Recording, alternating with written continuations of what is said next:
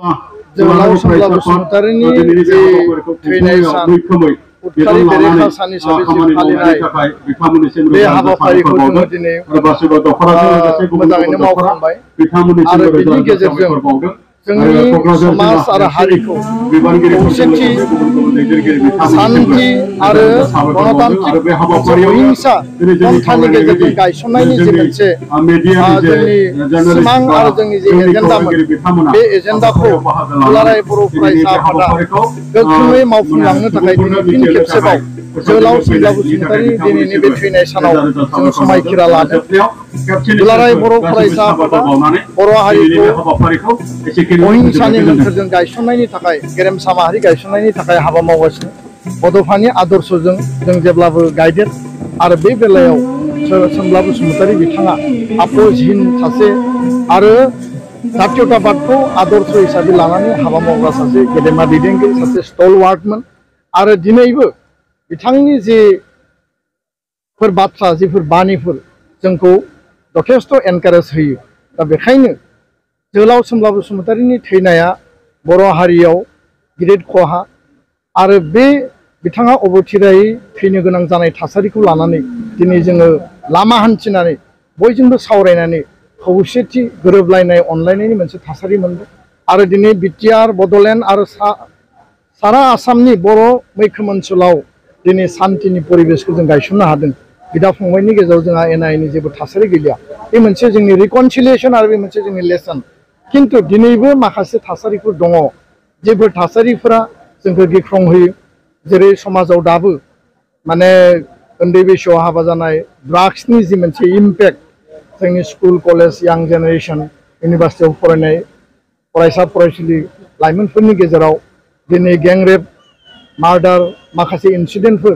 बेफोरो दिनैबो जोंनि समाजाव गैया नङा दङ आरो बेखायनो एबसुआ कुनु कारनाव बे जाथायफोरखौ लानानै जोङो आपोज खालामाखै आरो सरकारखौ जोङो प्रसासनखौ आरो नखर बिफानखौ एक्सन लानो थाखाय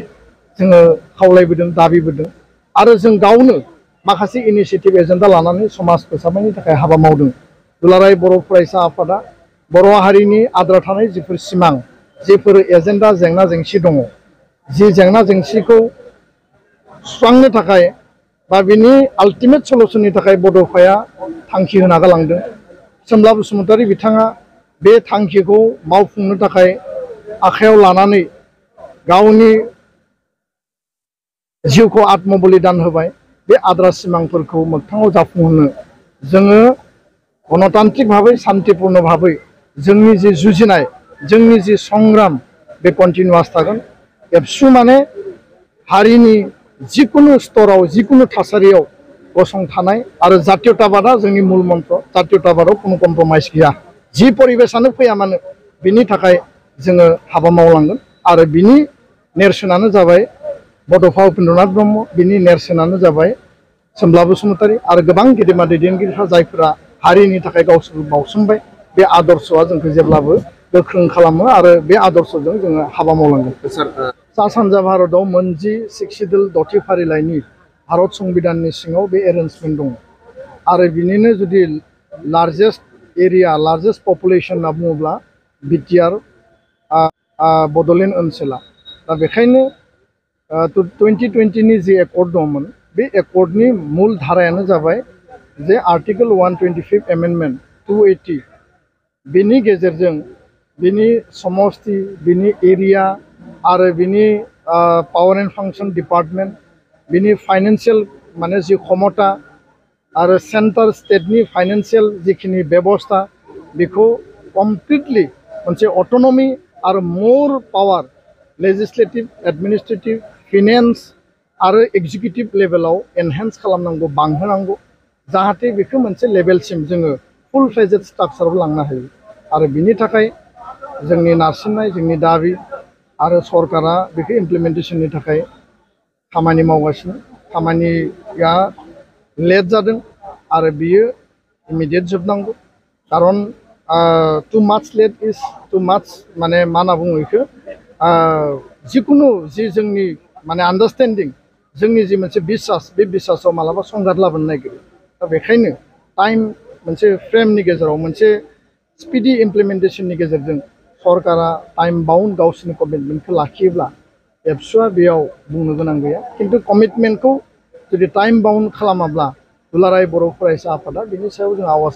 दैखांबोगासिनो दं आरो इयुनावबो जोंनि प्रेसार बिल्डिंआ कन्टिनिउआसलि थागोन बेयो जातीय स्वार्थआव ओनसोलनि स्वार्थआव आरो जाति आरो बर' हारिनि जातीयताबादखौ लानानै एबसुनि हाबा मावनाया कुनु कारनाव कुनु बिन्दुआव थाद'नाय नङा मोनफ्रोमबो पलिटिकेल एजेन्डा पलिटिकेल इस्युआ टाइम सिटुएशनखौ नायनानै फैयो आरो बे समा जोंहा एकर्ड आरो जातिनि भबिष्यतखौ लानानैमोन खारन दिल्लीयाव एमपि गैयामोन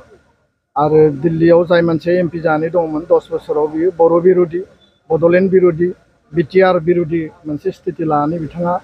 मोनसे डिभिजन लाबोदोंमोन आरो बिनि थाखाय जोङो बे समाव बे डिसिसनखौ लादों फैबाय थानाय समाव बाय इलेक्शनानो जा जिखुनु इलेक्शनानो जा बेखौ लानानै दुलाराय बर' फरायसा आफादनियाव दा जेबो एजेन्डा गैया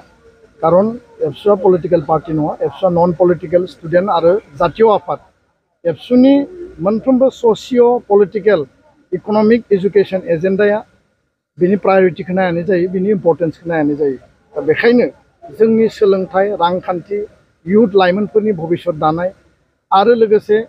गुबुन गुबुन हाबाफारिया कन्टिनिउ सोलिगोन बे समाव एबसुआ कुनु पलिटिकेल एजेन्डा गैया आरो जिहेतु जोङो बे बिथिंखौ कुनु माने बेबायदि परिबेस नुथ'वाखै उननि समाव बिनि थासारियासो बेखौ बुङो